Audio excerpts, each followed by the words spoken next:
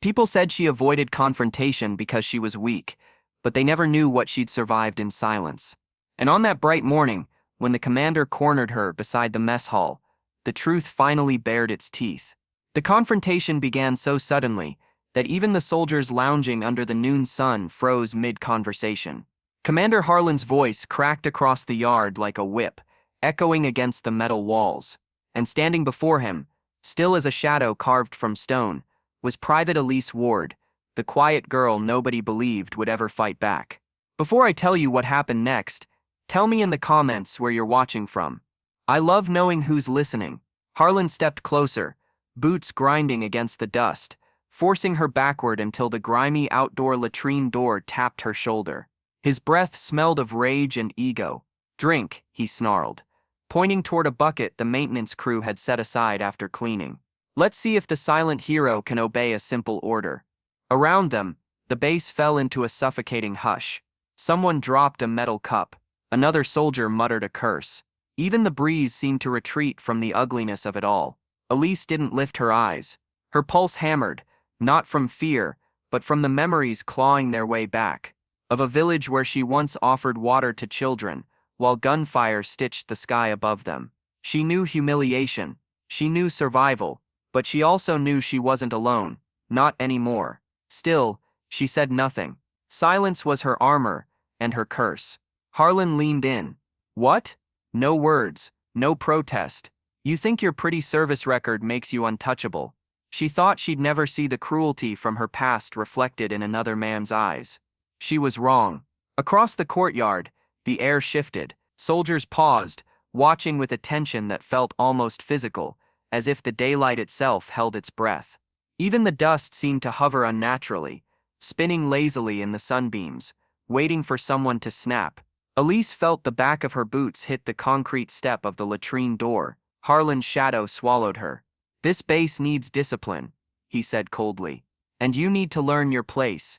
A soft murmur rippled through the observing soldiers.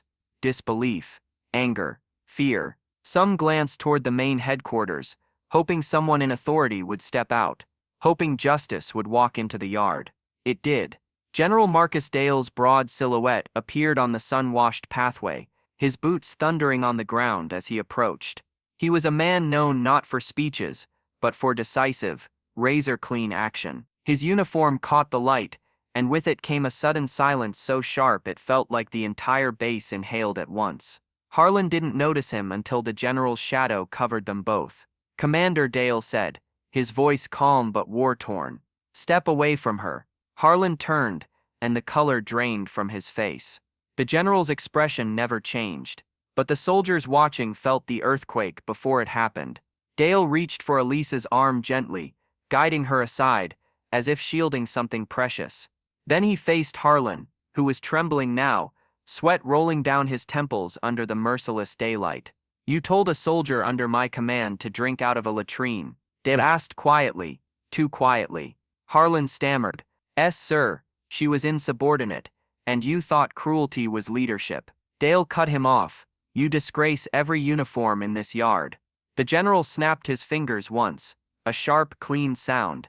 Immediately, 2 MPs moved like a wave, stepping in perfect sync, their boots striking the ground with the weight of justice. They seized Harlan by the arms. Before he could utter another word, he broke. Not from pain, from the sudden collapse of the power he'd abused. "Sir, please," he begged, voice cracking. "It was just discipline. A mistake. Please." But Dale didn't look at him. His attention was on Elise. "You report to my office at 1400, the general said gently. "You're not in trouble, you're being commended." Her throat tightened, the courtyard brightened, and for the first time that morning, warmth returned to the air. Harlan was dragged across the yard, humiliated in the same daylight he once wielded like a weapon.